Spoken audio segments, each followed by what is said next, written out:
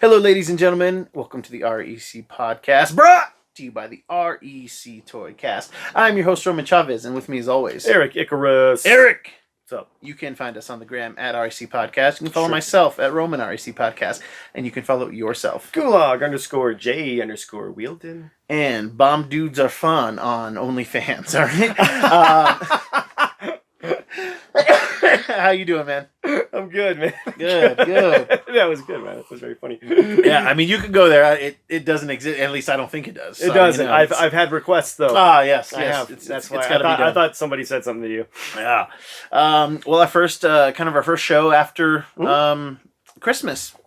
Yeah. You know, we did a little Wonder Woman review and a little bit of a different format. Yeah, so great. if you guys haven't checked that out, if you just listen to the show on podcast, you should really go check out the Wonder Woman review on YouTube.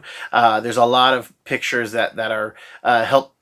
They help tell a good story. It accentuates what we're talking about. Yeah, so if you haven't checked it out on YouTube, go give it a peek and see what you think. Yeah, it's getting a good response. Yeah, let us know what you think. How was your holiday? It was good. Yeah. It was great, man. No complaints. No one died. Yeah, good. Hey. Got to spend time with my family. Yeah. And it was great. Nice. Yeah. Nice. It was a good holiday. In spite of what the world's become. Oh, totally. So, we watched the Christmas Chronicle 2 with Kurt Russell. Mm-hmm. And man, I'm a fan. I'm a fan of 1 and 2. They are hot garbage. Like, make no mistake, they're bad. Right. But like Kurt Russell and I don't even want to say to a lesser extent, to a nearly equal extent, Goldie Hawn are. You mean Oldie Hawn? Hey man, come on, dude. Hey, Goldie, you're rocking it, all right? Man, they're both so good. Like, the movie's garbage for like 15 minutes. The second one, where Santa or Mrs. Claus are not in it, but as soon as they're in it and they're like involved in basically the rest of the story, it's excellent. And you just like. Chris Columbus, director, extraordinary, Home Alone, Harry Potter, like 5 of them, like Discovered America. He, I have to imagine it was part his vision. Sure. Mark Guggenheim, I think, wrote as well. Big comic book writer and script. I mean, the guy's way more than comic books now, but. To see Kurt Russell as Santa Claus, I didn't know I wanted that, and I didn't know he'd be so good at it. Right. Yeah. Have you watched any of them? I have not, man. Because I know your mom loves Kurt Russell. She does, and she loves Christmas and Christmas movies. I think she might have seen them. I'll have to ask her if she's seen them. Yeah, it seems like something she might watch with a glass of wine. Yeah, okay. Dude, he's great as Santa. They're worth a watch. Don't watch it now, but next holiday season. You should check them out because I think they're doing a 3rd one. Oh, they're very popular. Are they like Lifetime movies or what? They're on Netflix. Okay, and they're. I mean, like production wise. Is it like a Lifetime movie? It's like a good Disney Channel movie. Yeah, so like there are some effects. Like the elves are animated and they look fine. Like they're not blowing anything up. Like it's not the best thing I've ever seen, but I'm not like annoyed that they look the way they do. Sure. So I take stance against that because it's putting a lot of little actors out of work. Oh my gosh! No, I'm being serious, man. Yeah. I mean, think about what happened in the remake of Willy Wonka. Yeah, but these ones look like animals too. Like they're very different. They're very different. What do you mean? I don't understand what you're saying. They're like not. That sounds like a nightmare. They're really tiny. They're like really tiny, and then they've got like they speak like German or something. Like they're like, dude, it's super crazy. Like they speak Elvish, but it sounds like super. It's strange. It's okay. I'm watching this. You should watch this. Yeah, because Kurt Russell, like he talks to them in Elvish, right. And like there's like a big magical note to it. Like he's magical, they're magical. Like they got really deep. The second one is all about his origin, about being Saint Nicholas, and like how the elves like the North, like they have some of the Star of David's like powers, like what powers the North Pole. It's crazy, man. Do they get Jewish powers? A little bit, yeah. Okay, that's cool. They get I'm some, down with that. They get strong J vibes in this. I love it, man. In this so movie. Is it kind of like so they have like a South Pole and North Pole thing going, or what? There is allusion to possible South Pole in like a civil war. It would be interesting. But just check it out. Okay. Super fun. South Pole elves, man, they're not tolerant. What it lacks in like watchability in some things, because there's always like in both of them there's like a big musical number, and it's just like goofy stuff. It is really a good family movie. Yeah, girls like it. Yeah. Okay. Yeah. But you know, me and the wife, we loved it too. So it was, you know, super fun. But it's just like the mytho. Right. The myth is just so good. Like just their version of it. It's really well, cool. you know, again, like me and you do love lore pertaining to movies. Yeah. So I'm down. I'll watch it. And next you, year. And you know, it's always If I'm funny. alive. Jesus Christ. What's up in 2021? Do you got a beat on something? Because like I need a heads up, man. I need a heads up. No, man, I just been dodging bullets. Yeah. Well, I mean, that's kind of what we're here to talk about today. In the so many year-end words. pop. Yeah, just kind of our year end, the things that we enjoyed, the things that made 2020 for us. I want to try to avoid being negative. We don't need to do a worst no, of list because I feel like there were a lot of bad movies. Yes. That came out this year. I think a lot of studios played their hands right. Like, okay, well, we can't put this in the theater. So. Yeah. Like, we're going to have to... Like, this is some of the stuff that we were going to fill in some gaps, yeah. you know, on the schedule. Like February and October kind of time. Getting those, the leave-ins. Yeah. Things that we could either, A, release on streaming or, you know, so we'll just do them both. Yeah. But no, we're going to do kind of our big favorites. Yeah, the best the things that we really enjoyed. I'm gonna start out with TV show. Yeah. For me, for like a brand new show, I think it's fairly easy because I've got recency bias, but it's The Mandalorian. The Mandalorian did so much for quarantine because you know, in the year of 2020, it did so much because people really got into it towards the end of last year, and the people who were busy and couldn't watch it, season 1 became their kind of security blanket, and then they gave us a very competent, and I say competent, it was excellent. It actually is arguably better than the first season, season 2, with huge ramifications for not only itself, but then the rest of the Star Wars universe. And yeah, I think that was probably the best, like, kind of new show that I watched. Do you think it... because it had a variety of directors. Everything from Peyton Reed to Carl Weathers. Bryce Dallas Howard, Robert Rodriguez did an episode. I mean, there was just so Fab's directed the opening one, I believe. He might have directed the opening one, but like he's really just like writing the stuff and producing. Right. You know, he's basically I'm sure the Feige. He's the Feige of the Star Wars realm of the Disney Plus. You know, maybe he does get more control, but he's knocking it out now. Do you think you haven't seen most of it, or all of it rather? I've seen a chunk of it. Do you think having all these different directors, do you think it hampered it, or do you think it enhanced it? Oh, I think it enhanced it completely because I'll give you another Disney property in terms of Agents of S.H.I.E.L.D. Right. ABC show, obviously acquired during the Marvel Studios buy, but it had a lot of young actors in it, a lot of nobodies, at the time, and when they're paired with people like Clark Gregg and Ming-Na Wen, like every time those, like Clark Gregg and Ming-Na, like everybody's game is like stepped up because you have just like consummate professionals.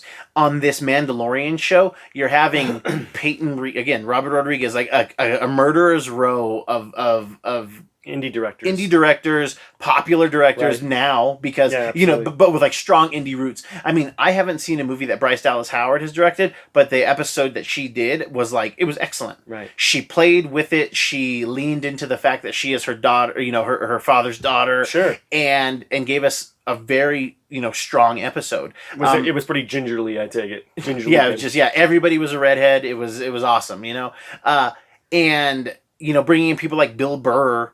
Right. Who are audibly, just like against Star Wars. Sure. And maybe not against it, but like they don't care about it at all. Yeah, apathetic towards the Star Wars verse. Yes, thank you. Knocking it out of the park. Yeah.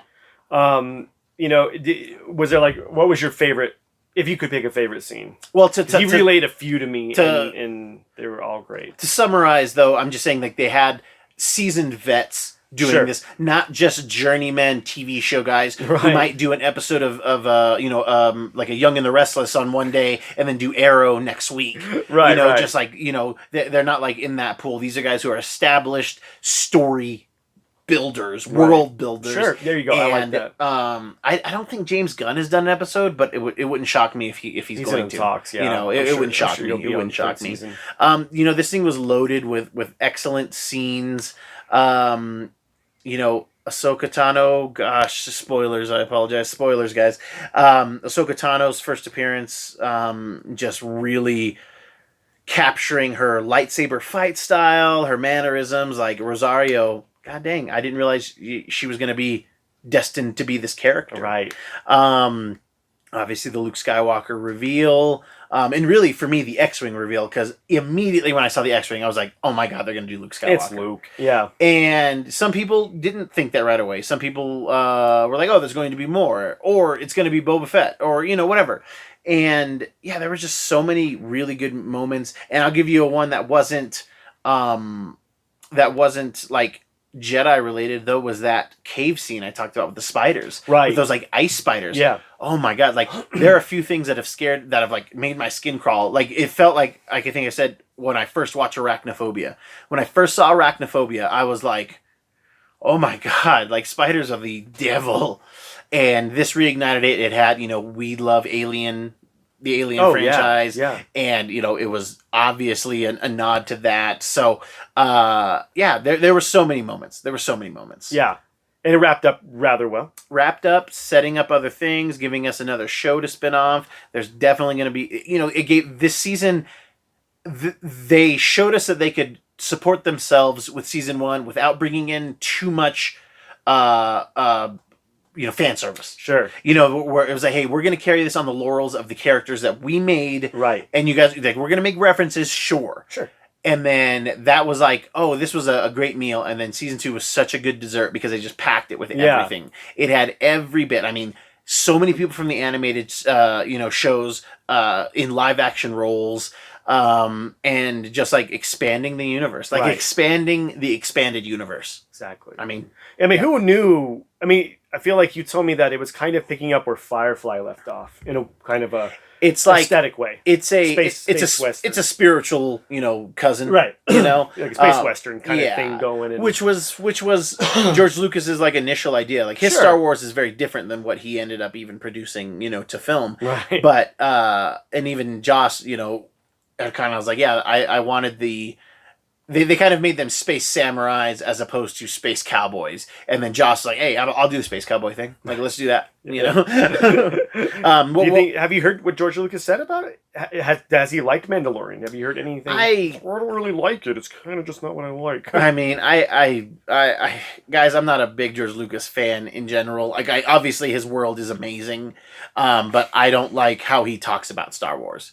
He talks, you know, he does talk about it like, I made this. Everything I say is that's it. If I don't agree with it, it doesn't exist. You know, it's just weird to me. I get your characters, but if people are going to build characters in your universe, like, that's fine. Yeah, absolutely. Like, I don't want somebody taking Luke and Leia and Han and like doing something completely different with them. Right. I want, you know, you gave us that was your baby. I'm fine. Yeah. But let's spin out. Like, be like Stan Lee. Mm-hmm. You know, let people play. Yeah, let them play, man. You know, the Marvel universe works so well because it was like, hey guys, we're gonna put a lot of this in New York, and we're gonna do crossovers right away. You know, the problem with DC is that all of these things existed independent of one another. And then they're like, oh, hey, we should probably put these together. Image has the same problem. Like, they've established that the Image Comics universe is a universe that these things exist, but they don't play well with one another at all. You know, they're just way too different. And there's no, like, bridging. There's no teams, really, that, besides, you know, Wildcats all the Wildcat stuff is gone, but Youngblood, there's no, like, oh, this guy goes and kicks it with Spawn. Sure. You know, right. They don't have the poker night at Doctor Strange's house. Yeah. You know, it's crazy. Our boy Pedro Pascal knocking it out of the park. Yeah. In Mandalorian, and then having to bear the cross of Wonder Woman 84. Yeah, and I mean, to his point, to his credit, I mean, he's not the problem, of course, with Wonder but he's Woman. probably like, I know, like, I forgot we did that 5 years ago. Yeah, Jesus, yeah, he was a young man at that point, you know, and then now we have an old Mando, so yeah, that's got to be rough. It's got to be a little bit, man. Yeah, it's you still have to watch it. You still have to watch Wonder Woman. Yeah, we need to get the Eric, the Icarus cut. The Icarus cut. The Icarus review on that. What was your show, man? What did you really enjoy? Having to work a lot through quarantine, I didn't get the chance to watch a lot of stuff, unfortunately. But I did manage to get through The Boys season 2, and I will say that it was hands down my favorite show. Of 2020. Everybody, the cast still hits it out of the park. Everybody's great. You can tell that they're definitely diverging from the book. I think it's just The Boys in namesake now. I mean, I think they're gonna. I mean, they brought in a few characters that we know. Drummer Boy. Is that right? Drummer Boy. Yeah. They brought him in. I don't want to give too much away, obviously, but you don't want to spoil that Luke Skywalker's in there. He is actually. I'm just excited to see where this is going to go. I think season 1 showed, the public like, wow, this is great.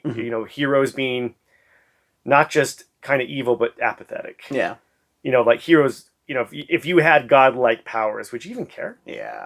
And then having to spin it into season 2 where it's more from the perspective of the public.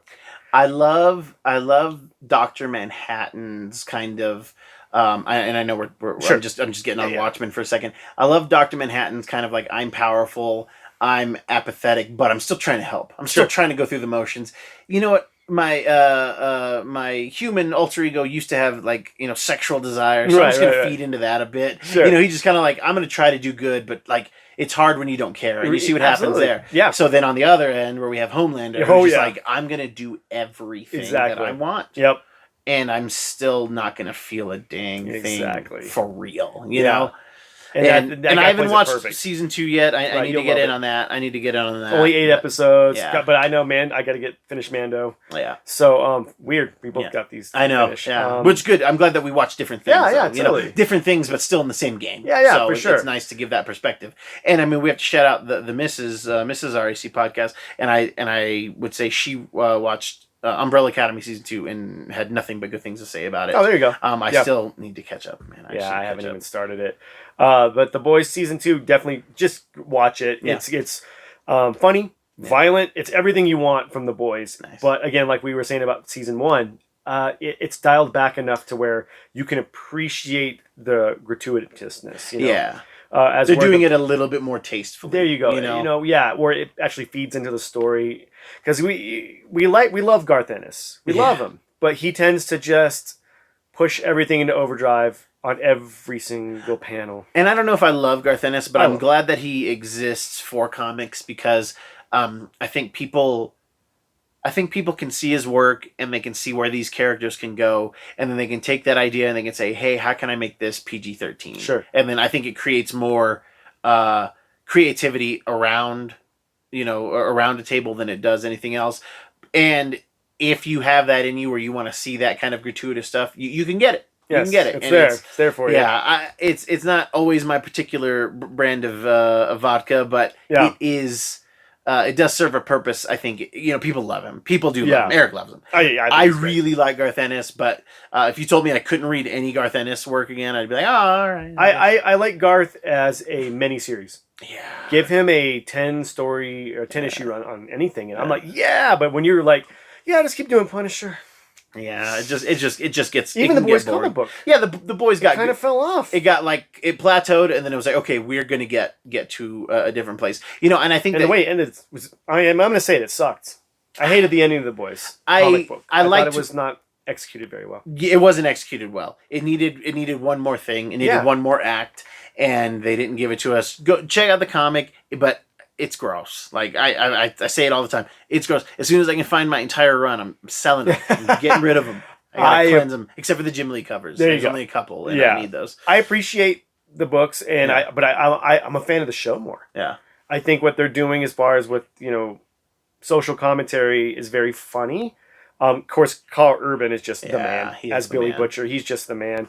And shout out to the rest of the cast. Yeah. They're too many to name, but they are playing the parts very well. And season 2 does have a awesome ending. Yeah. Go watch it straight up. Uh-huh. Boys season 2, my pick for 2020 for a TV series. Nice. Go watch it.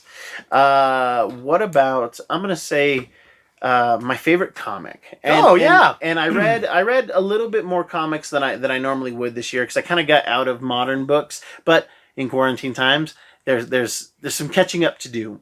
There's a lot of good candidates, a lot of interesting things going on given what's happening in the world. But the one book that really caught me off guard and I didn't know I wanted and didn't know I needed, and only the first issue is out, but is the TMNT The Last Ronin. Actually, for those who don't know, he means the Teenage Mutant Ninja Turtles. Yeah, this particular book right here, I've read through it a couple times. I need to get a nice bag and board for it, but it is a beauty of a book. It's this weird format that I've never, like, it's bigger than a prestige format, but not quite a graphic novel, and it is just this very weird, dark, like, this is the last Ninja Turtle, and we are not sure who it is. It's Donatello. Yeah, right. And it's very interesting. It's really sad. There's like he's talking to his brothers like throughout this first issue, and they are not there. And he's basically trying to get honor for whatever happened to them, whatever happened to Splinter. This is gonna be like the last Ninja Turtle story, but he's wearing a black mask and he has all of the weapons. So you're just not entirely sure who it is. I think they basically said there's some controversy at the end of who it might be. I think the majority of the community knows which Ninja Turtle it is by the end, but it's just like really sad. It's Who's like the bummed me writer out. on this? It's a bunch. It's Eastman and Laird, the creators. Oh, they okay. Yeah, cool. They're almost always involved with these projects like anymore. The Eric Larson thing. Yeah, but like other people do write, but they stick to it. Yeah, they do a bunch of it together. And so for those who don't, I mean, obviously they're gonna have a couple people who don't know what a Ronin is, but it's kind of like a lone samurai. Yeah, a masterless samurai, like an apprentice that was going to be a samurai, but their master was murdered. So their training wasn't completed. And then sometimes in the movies they portray them as like a samurai that like kind of like left the order. Okay, like they become like a gun, like a sword for hire. Gotcha. So, but this would play into more of the master being killed, Ronin definition. So it's kind of a somber tale for those who just know the Ninja Turtles as the cartoons. They do shell shock stuff to people and have a turtle van. A lot of people don't know the comics are very violent. They're real dark, very much in the Daredevil vein. If you Frank like Miller, Daredevil, if you like Frank Miller stuff, like it's for you. Yeah. And I didn't know it was coming out because initially it's supposed to come out in March, and then the Rona hit. And then it delayed things, and then actually at my store they canceled all the orders. Oh wow! So my boss didn't even reorder them in enough time, so we didn't get all that we needed. Right. And then it was like selling out everywhere, and went. So the hype was big. Oh, the hype was big, and really it paid off. There is a scene I will spoil for you guys, and you'll love it too. But it was freaking sad. He's trying to complete this mission, this like last mission that he knows he has to do. And he just gets lit up. Like, he just doesn't, like, he makes a mistake, and, like, he's pretty messed up. He's, like, bleeding out. And he's like, I need my honor. And he, like, crawls into the sewers, and he's gonna, like, do, like, seppuku. Like, he, like, lays out, like, he, like, puts the weapons down, and he puts, like, it's a great scene. He, like, puts down each colored mask on the weapons. Oh, my God. And then he's, like, starting to lose it, and he's, like, trying not to, so that he can complete, like, the ritual to, like, kill himself. Because he doesn't want to die out, like, to his enemies. He's trying to commit, just very much like a samurai would. It was great. It was super sad. It was super sad, but then, spoiler, because that's only issue 1. Yeah. He ends up, passing out. People find him, and they're, trying to help him and stuff. So that is not radical. It is definitely like, it's how I wanted the Transformers movies to be, where I was okay, I had this thing where they were fun-loving, Ninja Turtles when they were kids. But hey man, his brothers are gone. You can't be teenagers forever. Exactly. And then when adulthood hits you, it's not fun. And it hits quick, and there's like something serious going on. And it's pretty. It has kind of a Blade Runner aspect to it. Yeah. Like, okay, now I got it. I know. Once it's done, I'll get you the issues to read. But that has been my favorite because it was so satisfying. Gave me something I didn't know I wanted. Nowhere. Came out of nowhere for me. You're because right. Totally. I'll get Ninja Turtle stuff every now and again. A lot of time I go retroactively because somebody's like, "Oh, did you read the fifth Ninja Turtle, Jennika? You got to go check out Jennika stuff." And I was like, "Okay, now I got to go find 92, 93, whatever it is." And yeah, so if somebody tells me about TMNT stuff, I'll go check it out. But this one, I got in on the ground floor, and I'm happy. Sweet, man. Yeah, I'll definitely check it out when it's done. You'll love it. You'll love man. it. It's totally in your vein. Cool, man. Let's see. I know you didn't do any reading this year, really. Besides old school stuff. Go ahead and give me your film. What was your favorite movie this year? In a year where we didn't have much. Right. Mostly, I'm not gonna lie. The only movie I can remember seeing in a theater was Birds of Prey. Wow. So that's your favorite. Nice. It is not. You guys heard it. You heard it. I'm going to clip that one for me. Actually, my favorite movie of 2020 would be Color Out of Space. Color Out of Space. It is based on the H.P. Lovecraft novel of the same name. Oh, okay. Stars Nicolas Cage, allowed to be full-on Nicolas Cage. Yeah. Get in the cage, Nicolas Cage. Oh, man. This movie has no business being this good. A lot of people have, there have been a lot of movies made about H.P. Lovecraft work, and some of them it's hit and miss. This story in particular, I didn't think they could bring it, but Richard Stanley, director, they're saying you can't make this movie; it's too hard. And he said, "Yeah, hold my ayahuasca." And let me tell you, it is a mind fudge. Open portals you don't even know. Exactly. Did you watch it? No. This I can't even begin to explain this. Those who are fans of H.P. Lovecraft and have read the story, it follows it rather close. Of course, they're going to have to make some cuts for time. And Nicolas Cage, I feel like he's kind of having a Keanu Sans in 2020. He's I think he's starting this movie alone. I think he's getting some footing. Seriously.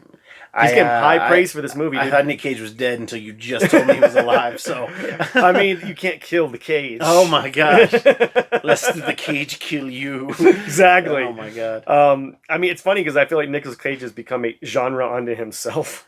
Yeah, he's just odd. Yeah, he's just, which is weird because if you told me tomorrow National Treasure 3 was coming out, I would go watch it. Sure. Opening weekend. Yeah. But Jiu-Jitsu. Yeah, Jiu-Jitsu, which I knew if that came out, we have to watch. We're gonna have to watch it. Yeah. Yeah, I'll have to get Dave in. Yeah. Totally. Get some Jiu-Jitsu on.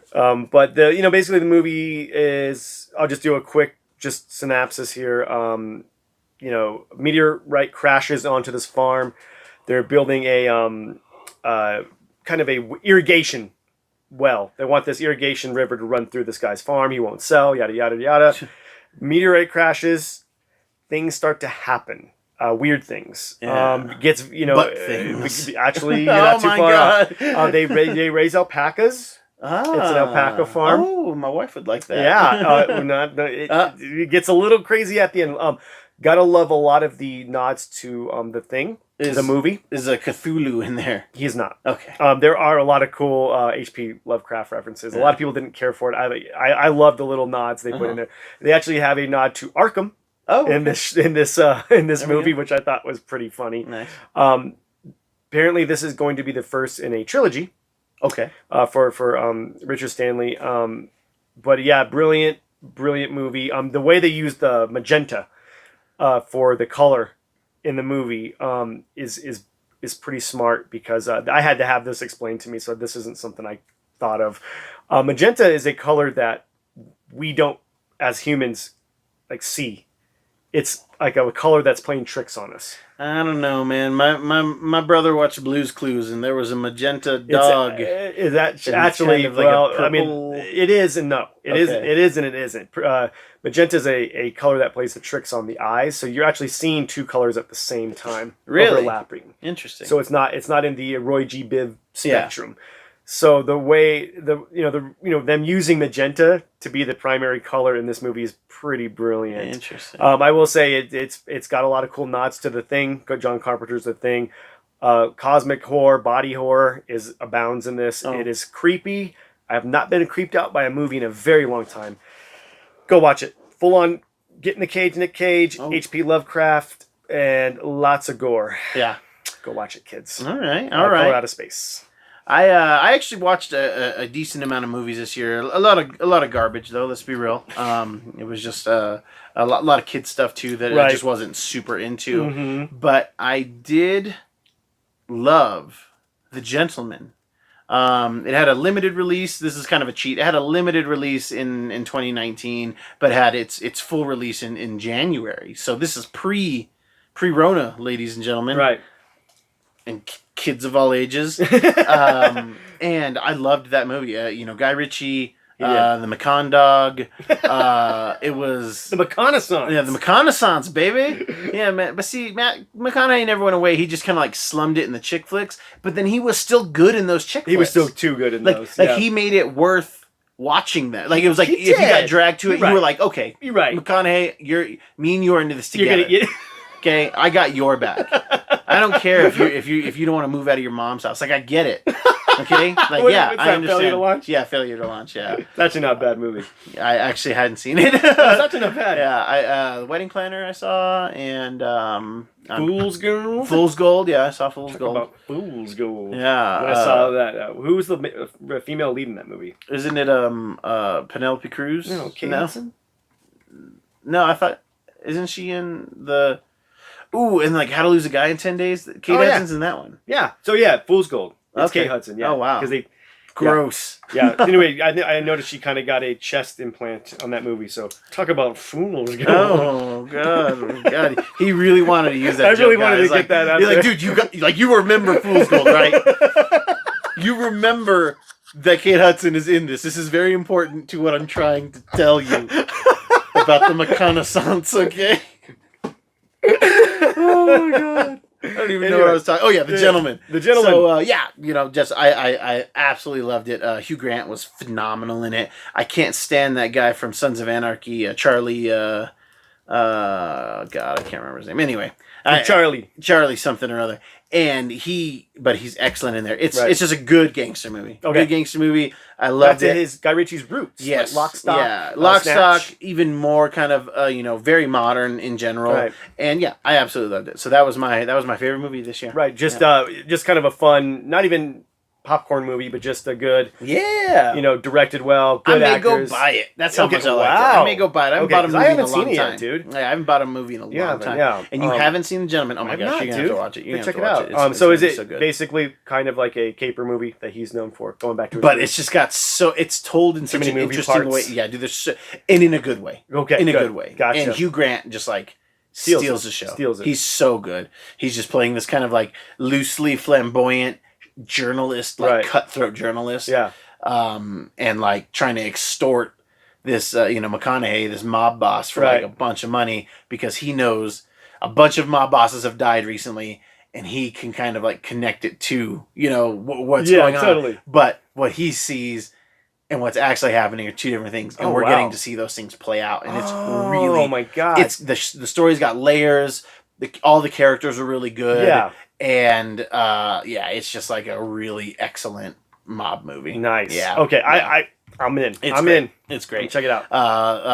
Honorable mention to Knives Out. Knives Out was super fun. Yeah. Not great, but fun. Yeah, it was fun. Yeah. And you know what? I'm gonna give 2 shout outs to 2 other TV shows that me and my kids watched: Avatar: The Last Airbender, Legend of Korra. Mm-hmm. And a 3rd show, and then the Rapunzel's Tangled Adventure. Yeah, you dug it, man. Yeah. I will not end the year without giving praise to those shows. Yeah. Not old shows coming out, but we saw them. Yeah. Something you experienced of old. Yes. Through the quarantine. So which kind of brings us to something of what your favorite kind of quarantine distraction was this year. Like what was your thing that you were like, oh man, I got to do this in quarantine. And it got I was able to take my mind off of it. I think I just did what I normally do. I think I don't want to get into that, but I think we both took some time off work. Yeah, was forced upon us, and I think we both seized the opportunity. You focused on the show, and I did too. I reached out for interviews. Yeah, I tried to get more content for the for the show. Yeah. So I think that was a very big distraction for me. Was this trying to get a better show for you folks? Yeah. So that was my distraction. Yeah. I'm in that vein too. You know, we went. We built the studio area. I worked with my collection. Yeah. I was able to get my displays up for the most part, and being able to put this together. You know, I'm glad that I had something to do to kind of keep me sane for those, because I was off for 6 months in a row. Yeah. And geez, I was able to get a lot done. You were, dude. Able to get a lot done. I'll just say this. I think we would just be getting on a video. Yeah. Like right now. Yeah. Just with the amount of moving we would have to do. Yeah, just like all the stuff. Like was, we needed time off, and we were able to turn a negative to a positive. Yeah. So it was cool. I mean, I didn't get a lot of time off, folks. Yeah. I had to literally. You had the 6 weeks. You had the 6 weeks. Not even. Oh, wow. I had 2 weeks and was right back in the restaurant. I thought no, but there was a mandatory 6 weeks for everybody, wasn't there? No. Really? Oh, I thought there was. No. Oh, interesting. I had 2 weeks off. Or did they just do the 2 weeks or mandatory 6 weeks other than essential? I think that's what it was. Food essential. And then we're switching us out, so I wasn't involved in that first 2. That's right. That's right. Yeah. Oh my gosh. And then my seems like so long ago. Yeah, it does, doesn't it? Even though it really wasn't, dude. Yeah, we're closer to the new March than we are to the old March. You know. Yeah, it's pretty bananas. Yeah, we should not start 2021 right off the bat. No. Did you have a favorite moment from the year? You know, I think interviewing Tom Neely. Nice. That opened up another faucet for our podcast. Shout out to Tom, dude. Yeah. He gave me a chance. Yeah. He was the only one that responded to me out of that first wave. Mm-hmm. And yeah, straight up that he was cool. He's funny. Yeah. Gave me some good advice. You know, we still will Instagram once in a while. Yeah. So that was my favorite moment. You know, shout out to Joel Jones and Kelly Thompson. Thompson. I mean, really awesome to get people in the industry who are willing to. I think you could have got more too if everything else didn't happen. You told me to never tell you, and I won't. No, I don't want to know. I'm just gonna say. I'm gonna tell the kids. I'm not gonna say names. I had people lined up. You would have blown your mind. But unfortunately, that's just not how things go. Well. It was fun. It was fun to hear that stuff. It was fun to edit it, and I really enjoyed it. How about you, man? I think just like going to video. Yeah. Being able to go to video. We had some very elaborate setups. We've gone through at least 4 iterations of the video side of it. Yeah. We've kind of settled on this right now just for the the simplification of it. Yeah. Stone Cold. We were trying to do a lot. Yes, thank you, Stone Cold Steve Austin, for your set idea. Dude, did you see that they're talking about resurrecting the Undertaker persona for like a new person? Yeah, that's not gonna work. That's stupid, right? That's stupid. It's not gonna work. Okay, they won't do it. Vince won't let it happen. Eric, no. I heard Vince is the one who wanted to. He's losing it. Then he's gosh. Absolutely. They won't let that happen. I'm not really into wrestling. Eric's oddly into wrestling. Wrestling. But that I don't see that happening. That is a sacred character. Yeah. You even know that. Yeah, Undertaker. You got to. Mark Calloway is the Undertaker. We got to. Another cool thing about this was like I didn't think I'd care about Michael Jordan. Oh yeah, that was my kind of highlight for the year. I don't watch a lot of documentaries, but man, The Last Dance. You guys remember when I was all over The Last Dance? My God. Like I couldn't get enough of it. It was so good, and it was amazing. That show was the most addictive show I watched this year, where I had to watch the next one. I was able to I skipped a couple weeks of Mando, and I just knocked them out together. Yeah, totally. But. Yeah, man, The Last Dance, I was like, I watched 2 or 3 back to back. Yeah, I mean, if you haven't watched it, I am not a big sports person. Yeah. But, I do like basketball. You do like basketball. Yeah. And this is like basketball from our youth, where everybody liked the Bulls. Oh, yeah. Everybody liked Even if they said they didn't, they did. Yeah. Like the Lakers now. Yeah, for sure. Yeah, totally, dude. But, kind of getting a backdoor access, behind the scenes access to what was going on with that dynasty. Yeah, talk to me more about backdoor access. I think Rodman could do that for you. Yeah. But just getting those interviews with Pippen and Rodman. Yeah. There was a cool story in there where Jordan, after Pippen left. Yeah. I think Jordan wanted Rodman to pick up the baton. Yeah. And he didn't leave. He got injured. That's what it was. He got injured. Yeah. And it was kind of falling to Rodman to be second in command and. really be there for Jordan to take the team to the next level and drop the baton. Yeah, and then picked it up and really helped them, help get them to the playoffs. Such a great, it's oddly out of nowhere amazing, thing. Oddly addictive. So that was kind of a weird highlight for my year, was caring about Michael Jordan again. Nice. I will say another good moment was watching, and I know we were going to keep it, we weren't going to be negative, but watching Marvel Studios not let DC have the last word.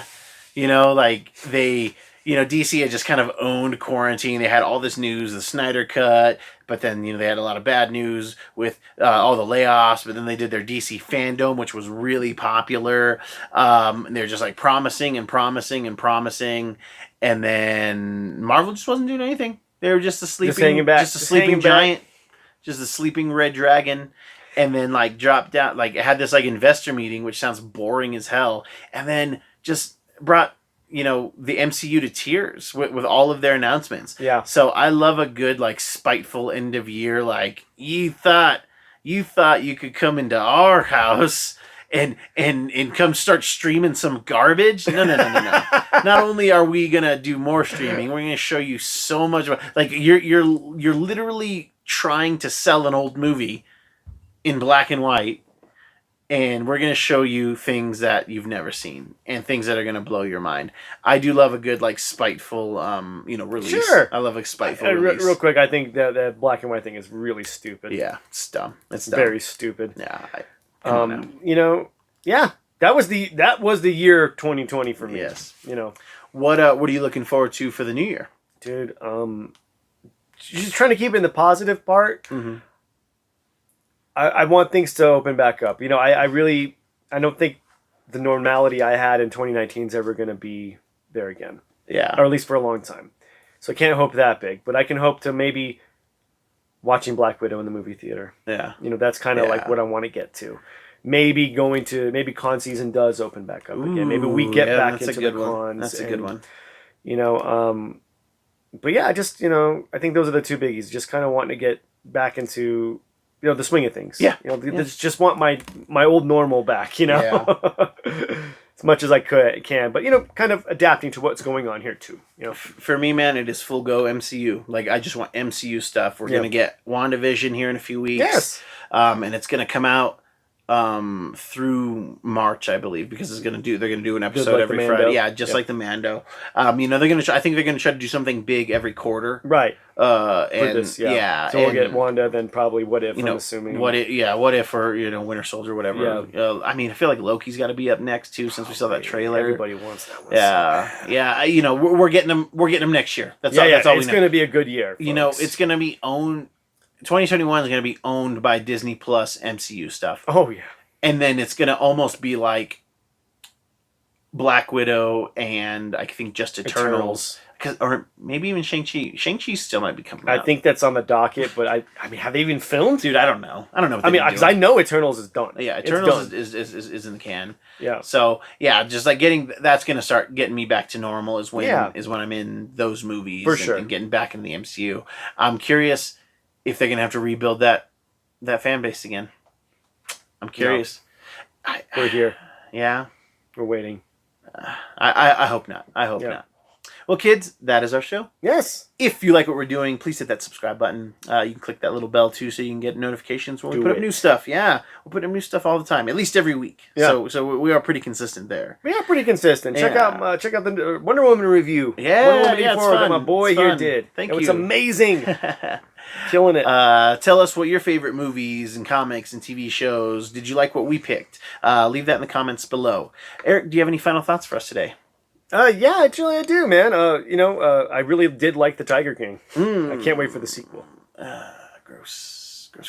I didn't watch it, and I'm gonna pride myself on that.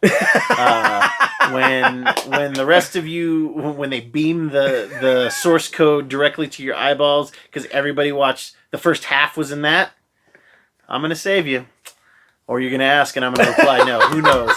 Thank you guys so much for watching. Thank you for listening. Check us out on YouTube. I have been your host, Roman Chavez. I'm still Eric Icarus. We will catch you on the next podcast. Oh, man, next year. You are right, sir.